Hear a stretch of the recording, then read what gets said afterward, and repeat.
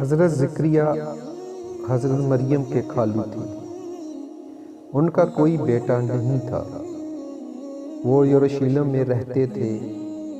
حضرت مریم کے والد کا نام حضرت عمران تھا اور حضرت زکریا ان کے گہرے دوست بھی تھے۔ حضرت زکریا پیشے سے ترخان تھے۔ وہ بچپن ہی سے بہت نیک تھے۔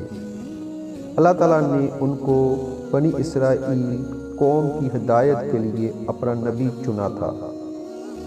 حضرت زکریا اللہ کے حکم سے مریم کے سرپرست بن گئے۔ انہوں نے عبادت گاہ میں الگ کمرہ حضرت مریم کو دے دیا۔ حضرت مریم اپنے خالو حضرت زکریا سے تعلیم حاصل کرنے لگی۔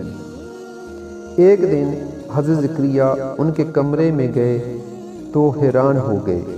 وہاں ایسے تازہ پھل پڑے تھے جن کا موسم گزر چکا تھا۔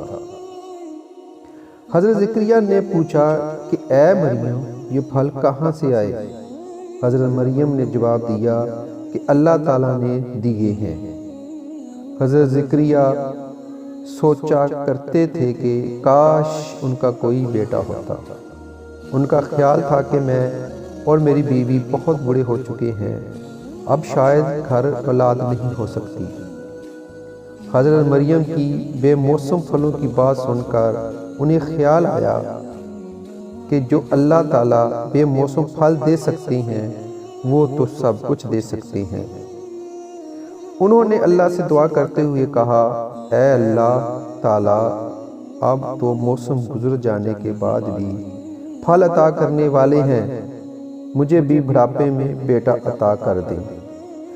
فرشتے نے حضرت زکریا کو خوشخبری دی کہ اللہ تعالیٰ نے آپ کی دعا قبول کر لی ہے۔ کچھ عرصہ بعد اللہ تعالیٰ نے حضرت زکریا کو ایک بیٹے سے نوازا۔ حضرت زکریا نے اپنے بیٹے کا نام یحییٰ رکھا۔ حضرت یحییٰ بہت ہی مہربان مزاج والے اور ہمدرد دل کے مالک تھے۔ حضرت زکریا نے حضرت یحییٰ کو خود تعلیم دی اور ان کو اللہ تعالیٰ کے احکامات سمجھائے۔